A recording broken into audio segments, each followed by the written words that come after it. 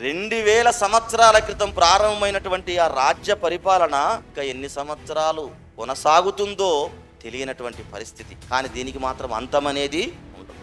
మొట్టమొదటగా అంత్యోకయలో క్రైస్తవులు అనబడిరి అనే మాట రాయబడింది కదా. అక్కడి నుంచి ప్రారంభమైనటువంటి యొక్క క్రైస్తవ రాజ్య పరిపాలన, క్రీస్తు దానికి అధినేత అయితే ఇప్పటి వరకు దాదాపుగా 500 కోట్ల మంది క్రైస్తవులుగా మారిపోయారట. లోకంలో ఉన్నదంతా ఎంతమంది?